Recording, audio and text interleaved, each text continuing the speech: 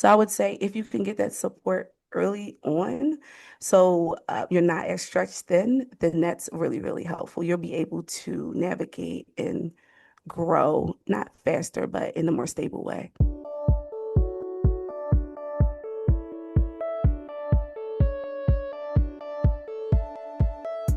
So, you want to make an impact. You're thinking about starting a business, sharing your voice. How do women do it that handle motherhood, family, and still chase after those dreams? Well, listen each week as we dive into the stories of women who know. This is Call Me CEO. Welcome back, everyone, to Call Me CEO. This is your host, Camille Walker. I am so thrilled that you are here. We talk about mothers building, scaling businesses every single week. And something that you may know, because I talk about this regularly, is how to accept and bring in help. When you're growing a business, do you need to hire a virtual assistant? Do you need to reset your priorities? Do you need to create boundaries? What do you do as a woman and a mother when everyone wants something from you? So I am the founder of the CEO Mindset of Systems and Flow for the modern mompreneur. I do coaching for women in business. So if that is something that you need as a mom when you're scaling, wanting to start something new, whether that's a podcast or a course or something else, I help you to pivot and make that happen. But what's really exciting today is that we have a guest, Cherise Small, who is here to talk about creating that balance. How do you function when everyone is pulling at you? What does that even look like? Because the truth is, when you hit income goals and still feel like you're barely holding it together, you can't go on like that forever. And so today we're going to talk about why this matters, why, as a licensed therapist and someone who knows, she's going to talk to us about her practice, the Healing Point Therapy and Wellness, and diving into what it really costs to be the person who you're giving everything to if you don't give back to yourself. So I'm so thrilled to have you here today. Thank you so much for being on the show. Thank you so much for having me. I'm really excited to be here.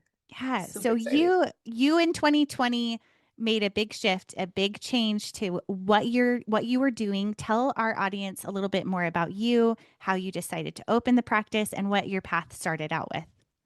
Yes, absolutely. So my name is Cherise Small. I am a licensed clinical social worker in both the states of California and Pennsylvania. And we focus on supporting women with life transitions, but also having a safe space for emotional honesty. In a way that I was always a therapist in the helping professions, but I really wanted to build something really meaningful. And I wanted to give people the space to really tell their truth through storytelling and their emotional truth. So in 2020, I decided I think it's time. It's time for me to really step into business. I have a 9-year-old son who I adore, and motherhood and business has been something that I've been navigating over the past 7 years now, and it's been amazing. So let's talk about that. We were oohing and eyeing and gushing over our 9-year-old boys because we both have that age of kid. And it's so they're right in between that stage of like little boy to becoming a young little man. What have been some things that you have hoped that he learns as he's watched you build this business? And what has that looked like in the day to day? Absolutely. I think I really focus on allowing him to see me be really honest with myself in terms of what my needs are. So I really prioritize myself. And the way that I usually do that is I'm very structured, right? Because you have to be. Mm, But also too, I'm not too rigid. I do allow space and room for things to change. And I always, tell Christopher that as well. So we may have a plan and I may have to get things done, but if I'm feeling really, really heavy, I honor that. So I really trust myself. And if I need a break, I take it. If I need to move things around, I will, if I have the capacity to do so. So I really lean into listening to myself and not just continuing to go, abandoning myself through my business. So that's mm, really the main thing.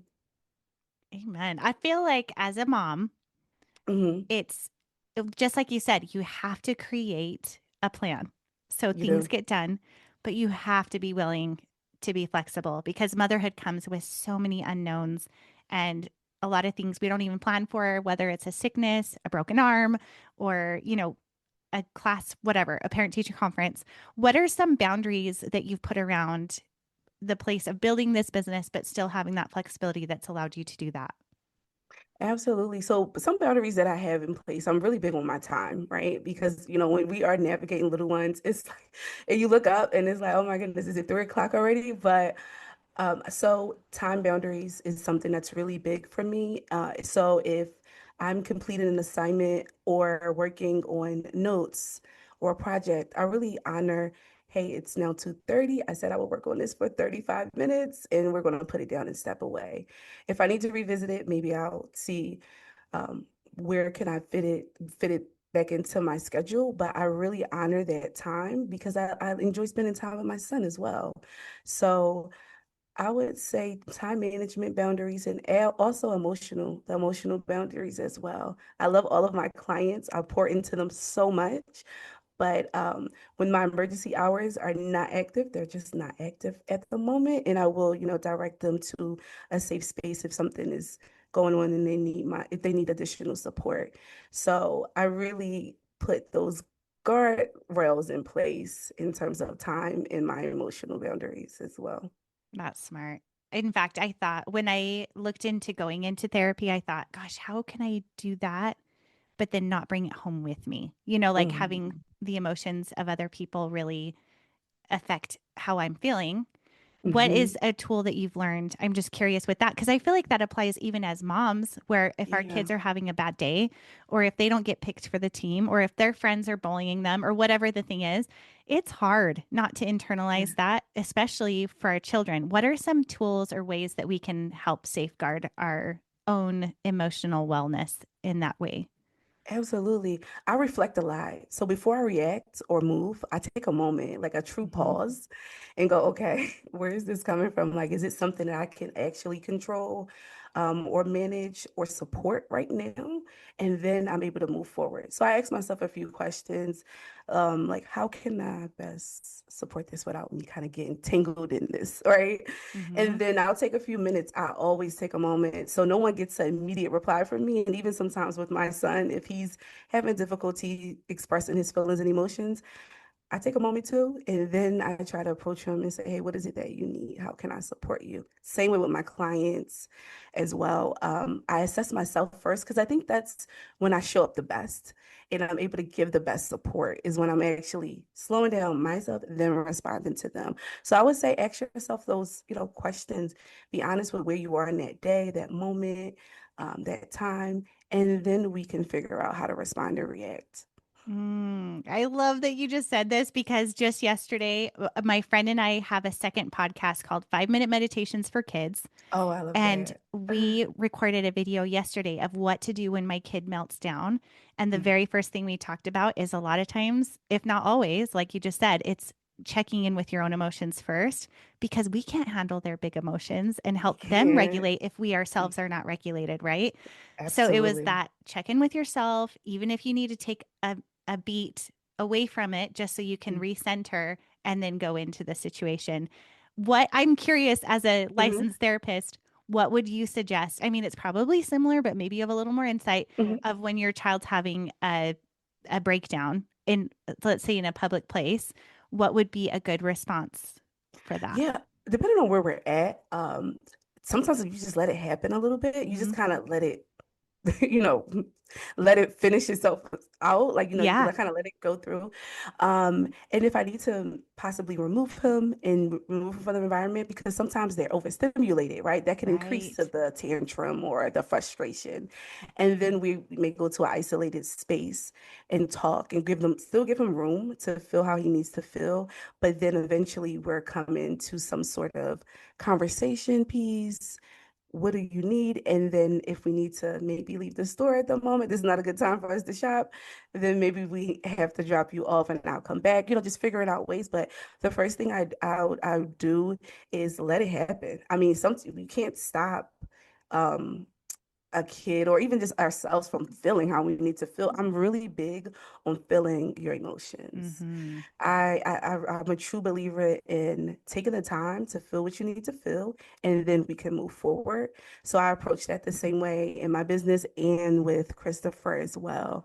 So we finish it out, and then we move around if we need to, And then we reapproach the situation. I love that answer. I love that answer because I totally agree. That was something where I'm like, hey, you need to feel this emotion. No emotion is bad.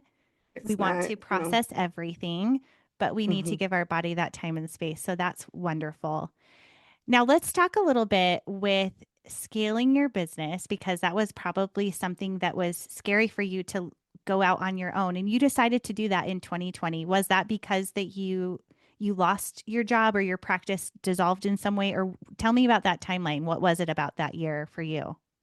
It was such a weird year. It was a hard time for everyone, right? Because Everyone. that was Yeah. COVID. Yeah. Absolutely. So Yeah. at that time, I didn't lose my job or anything of that nature. I just felt like I was ready. I was already kind of preparing to step into my private practice, and the opportunity presented itself in such a weird time. But it was such a time where everyone needed so much support. And still do. So it was like, Yeah. yeah, and still do. Yeah, absolutely. Mhm. So during that time, it just kind of happened in a sense. I did plan for it, but the official launch just took place during 2020. And then I just started to build everything brick by brick. And it's been great. It's been really life-changing. That's amazing. What would you say is maybe something that you would give advice to someone who's looking at possibly starting a business like this? What do you wish you would have known, or maybe what's a lesson that you learned in building your own private practice? One lesson that I've learned building my private practice is get the support sooner.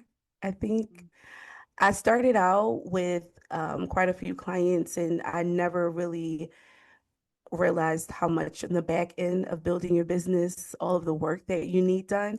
I was the therapist, right? So I'm like, yes, I can get in front of everyone, but just as important as it is for me to be in front of my clients, is important to have a set structure for my business as well. So I think I took a little long. Too long to hire assistants and additional support. So I would say if you can get that support early on, so you're not as stretched thin, then that's really, really helpful. You'll be able to navigate and grow, not faster, but in a more stable way. I mean, this is what I coach people on all the time. So, what kind of help are we talking about? Like, I'm guessing Yeah, maybe someone to help with your finances, maybe everything. everything, So from your admin. finances to Hmm. admin for sure. That's a big one for us. We have notes. You have your license you have to keep up with. You have just if you're virtual, you have information and documentation.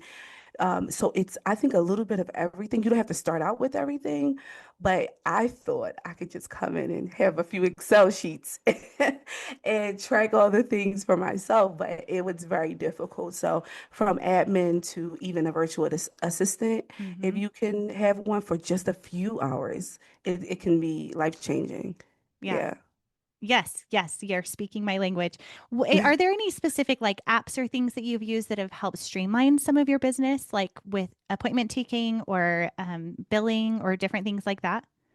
Absolutely. So even with billing help, there's so many different systems out there as well. I know for day to day, I use Notion just for my own thoughts. Hmm. But if you're in the therapy world, there's EHR systems, which is electronic health record systems that support you, and they're amazing. One of the ones I've been using is Simple Practice. It's helped me from start to finish. So you can Cool. build there, you can add your notes there as well. Your video chat can be done in that same platform, and your clients Mm. have an online portal as well. So apps like that. QuickBooks is something that I use Yes, as a well. must. Mobile, I use it all. QuickBooks is helpful. They're like my daily apps that I use often. That's awesome. I just love the nuts and bolts where I'm like, hey, if you're in this type of practice, write it down. It's always Yeah. so helpful to just, even Hmm. that is a huge thing.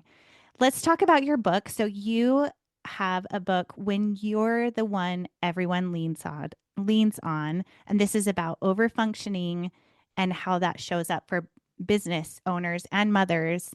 But tell me a little bit more about this book. What is it all about? What are the things that you learn in the book and what brought you to writing the book? Absolutely. So the title was actually You've Been Holding It Together. Oh, Yeah. that's right. You've So been holding it together. Okay, let's talk about yeah, you've been no, holding it that's together. There you go. totally fine. Yeah. Which is the same idea. which I love that title. So Yeah. tell us about You've Been Holding It Together. Yeah, so You've Been Holding It Together is really a safe space for people to land. I feel like we carry a lot, and it's a journey through honesty with yourself in the world that we live in today. So it's really a guide to how do you create a life you don't really need to escape, but really truly Mm. start to live. It's super reflective. So after each chapter, you have reflective questions that Ooh, go I pretty love deep. that.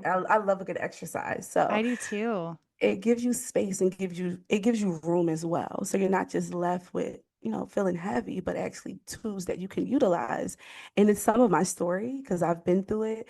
It's client story as well. It's a sense of storytelling, but also support there. It's a soft landing in a time that's really, really tough for everyone carrying all types of things we can imagine. In your experience, what do you think women are most often dishonest about with their emotions, withholding everything? I think it's truly what they truly desire and what they need. I think sometimes, because we're carrying the needs of so many other people, ours kind of, we're last on the list. Hmm. And sometimes we put a mask on, and maybe that's through performance or survival or whatever it is to keep us safe. So we don't really have to deal with our true feelings of what we need, or maybe it's too much, or I got the kids, or my partner, or the business. And I think that's the biggest thing. And that's where the book really opens you up to prioritize yourself, and also identify what am I carrying? Is it even mine to carry? Right? And then that's how you can really start to tell your truth and then kind of live in that space sense of honesty. Oh, I love that.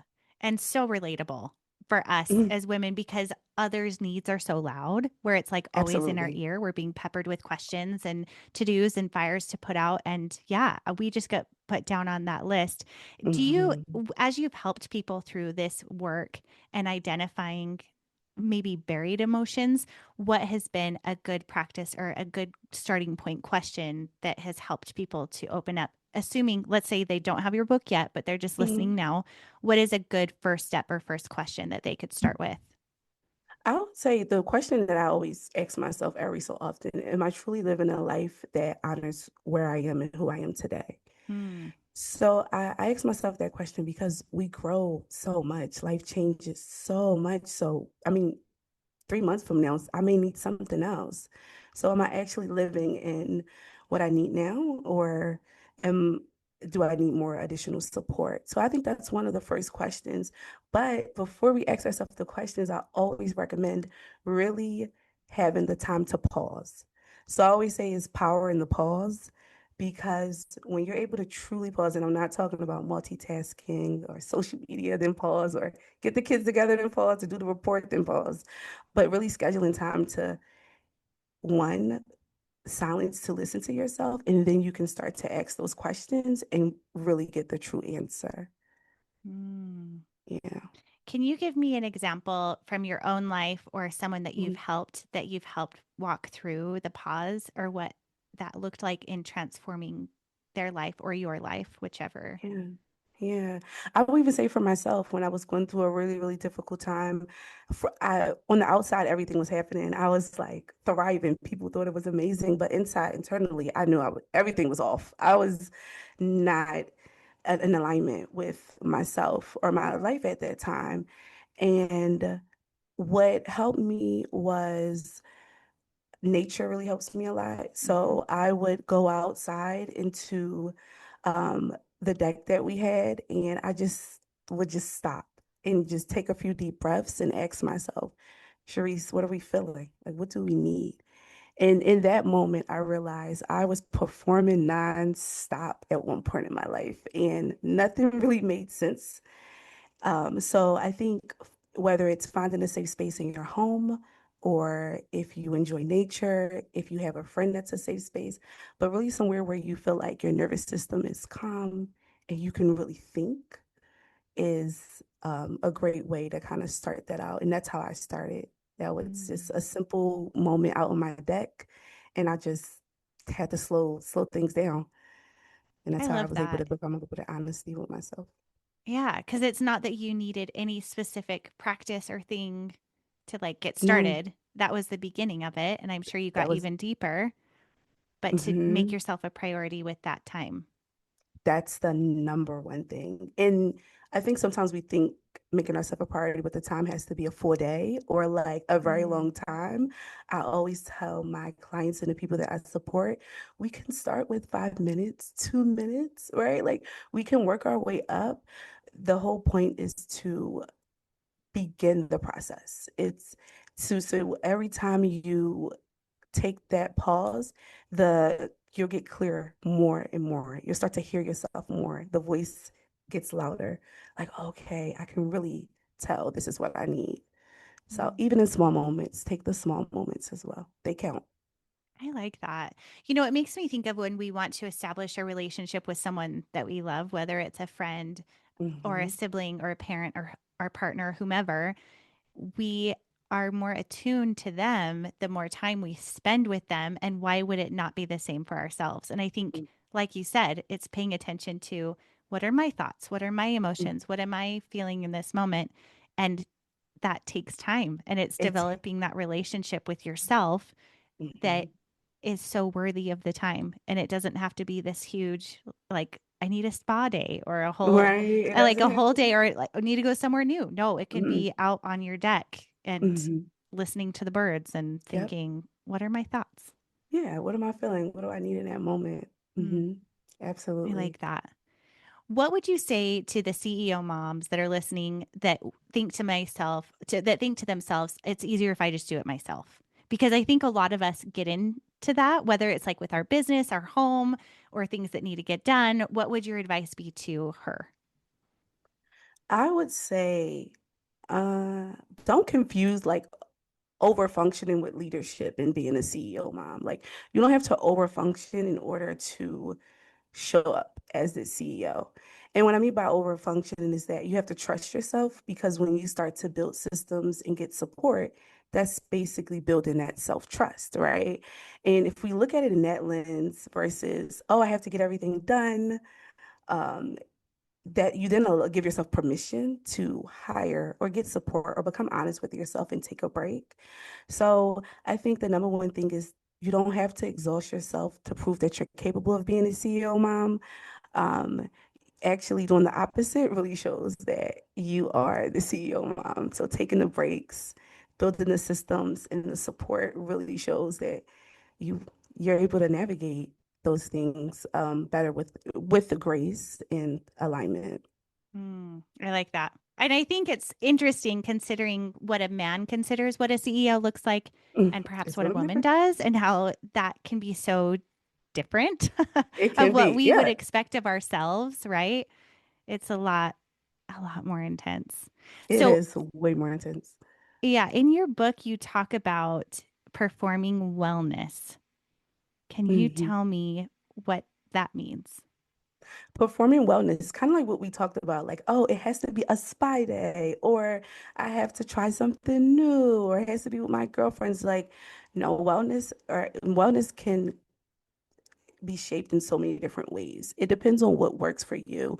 And I'm a true believer in it, and I'm a believer in exploring what works for you. So it doesn't have to be something shiny like I gotta get a gold mask and relax. Like, no, it could just be, hey, I had time today to take a moment to listen to my favorite song or light that favorite candle that I haven't smelled in a while, right? Or even made that dish that I haven't had in so long. And I was able to sit and really eat it in a mindful way, right? Where I can taste the flavors and really be in tune to where you are in the present moment. That's true wellness for yourself, and you can figure out what that looks like. A lot of the times we see a lot on like Instagram, YouTube, do this for wellness, or you got to go here and get a body scan and all of these things. They're great, but that can be performative, especially if you have a lot already on your plate. How can you create that sense of wellness in the your everyday moments in simple ways and that's things around you? I like that you said the simple ways. I saw an Instagram. I don't even know how these things pop up in our feed, but it was a woman who woke up and had every single tool you can imagine of doing Mhm. the shake plate, scraping her Oh. tongue, the red light therapy, the cold face Mhm. plunges, the steam, the yoga, and someone wrote in the comments, this looks like every TikTok ad I've ever seen in one place. Like that It she's doing is. this every single day, which good for her. If that That's if that amazing for works for her. you and Yeah. you can fit that in, amazing. But it doesn't have to look like that to mean that you have No. wellness in your life.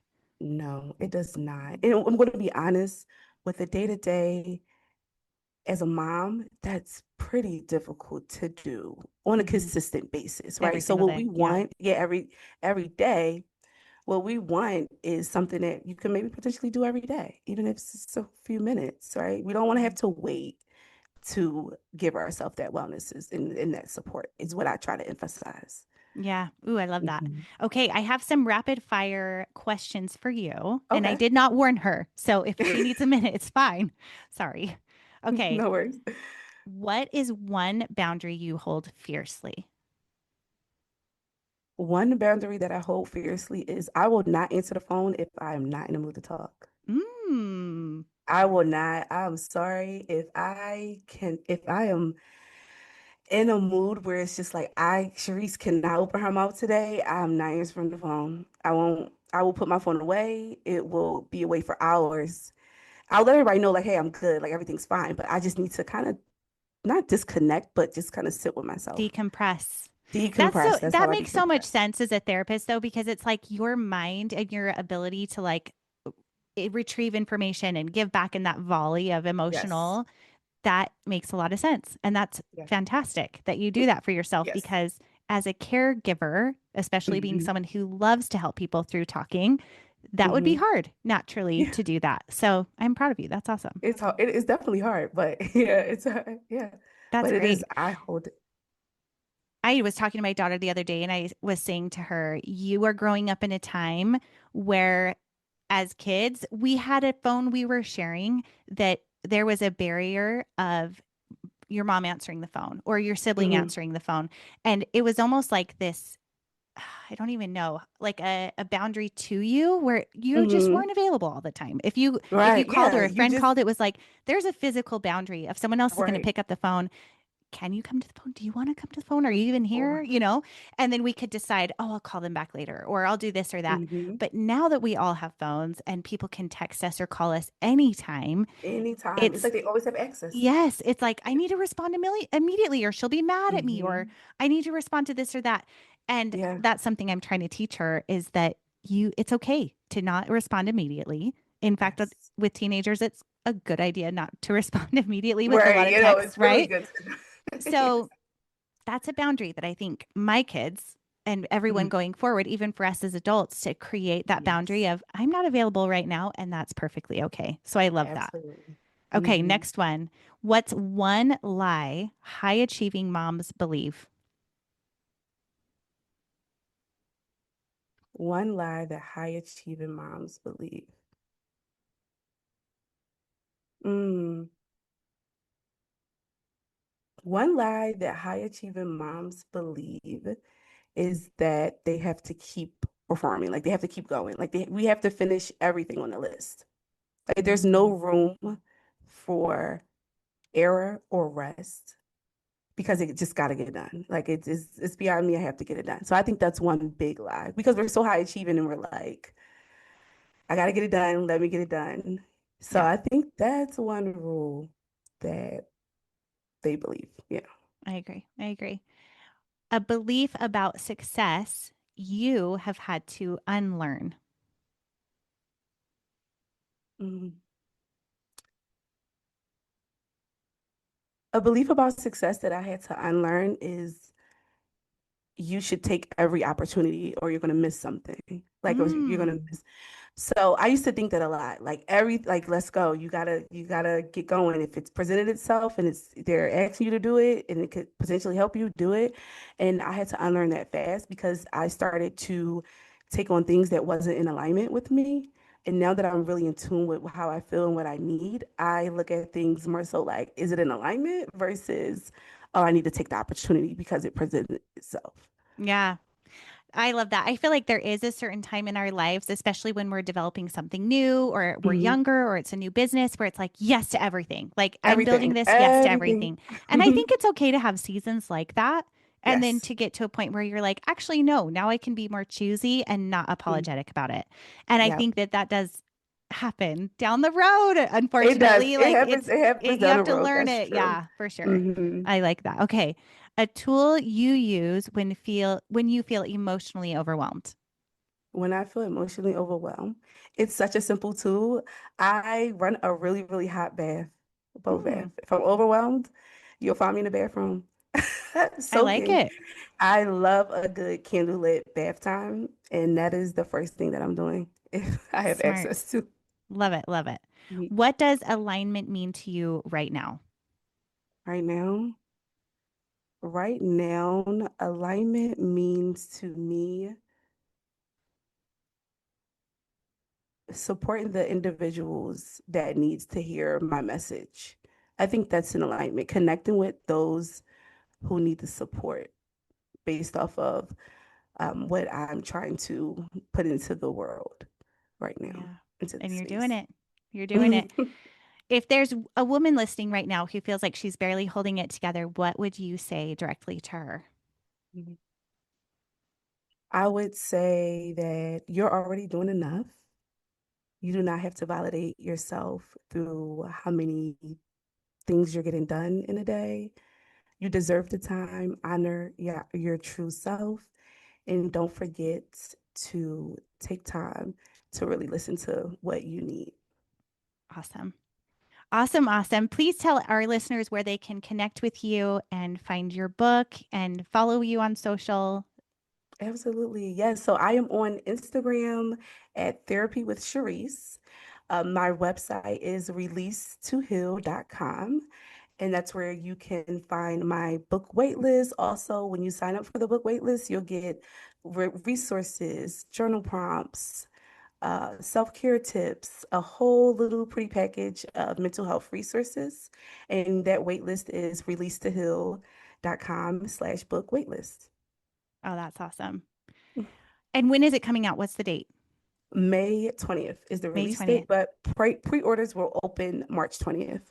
Okay, perfect. That sounds Yeah. great. Well, thank you so much for coming and Thank telling us all you. about it. I love talking with you.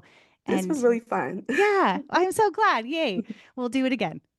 Awesome. Thank you.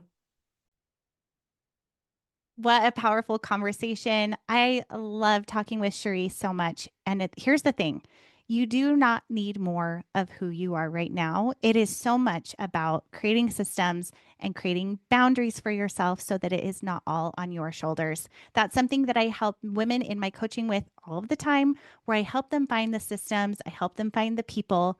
And I can help you find that great balance for yourself as well. So that's why I created the CEO Mindset. It's a 7-week program where I bring together women just like you, high achieving entrepreneurs who are ready to find that balance and figure out what that thing is that needs to move the needle every single day so that you're not burned out and you find that balance you're looking for. Thank you so much for tuning in. And if you found this helpful for you at all, please subscribe, send me a comment, or you can actually find the information in my website below at camillewalker.co. And you can message me on Instagram at camillewalker.co or call me CEO podcast. If you would like to be a guest on the show, please let me know. You can message me there as well or email me at callmeceopodcast@gmail.com. Thanks so much for tuning in. We'll see you next time. Hey, CEOs, thank you so much for spending your time with me. If you found this episode inspiring or helpful, please let me know in a comment and a 5-star review. You could have the chance of being a featured review on an upcoming episode. Continue the conversation on Instagram at Call Me CEO Podcast. And remember, you are the boss.